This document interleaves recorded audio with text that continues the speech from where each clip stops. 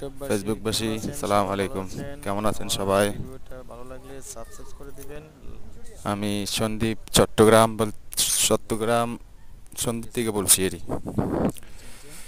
যারা গাজর চাষ করেন, মানে সন্দীপেতে করে না আমি জানি, মানুষের বিভিন্ন রকমের দেখায় হয় না, ওই হয়েছে তেসা হয়েছে বেসা হয়েছে। আসলে ভাই, মাড়ি তো মাড়ি আপনার যে যারা বাদাম চাষ করেন, বাদাম কীভাবে হয়? বাদামও যেরকম মাড়ি আপনার এই 3 চাষ অথবা 4 চাষ লাগে, অথবা 2 চাষতে যা যা লাগে আপনারা তো জানেন। ওরকম করেই আপনারা এই গাজর হইতে পারবেন। গাজরের কেজি প্রায় 72 টাকা, সেটা তো আপনারা জানেন। তো এই সন্দীপে হবে, এই যে দেখেন, আমি আপনাদের কাছে ভিডিও মাধ্যমে দেখাইতেছি। পরে এই গাছগুলার বয়স 2.5 মাস চলে। গাছগুলোর বয়স 2.5 মাস চলে।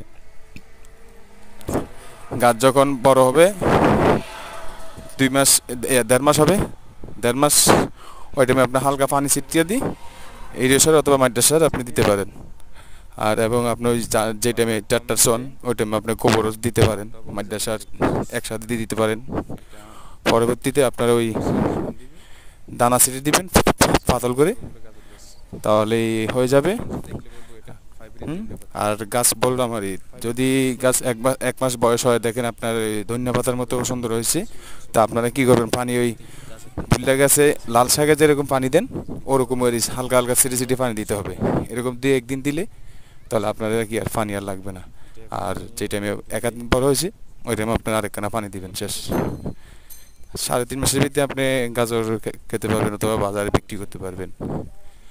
এই যে গাজর আমি আপনাদেরকে দেখাইতেছি, দেখেন আপনারা ভালো করে।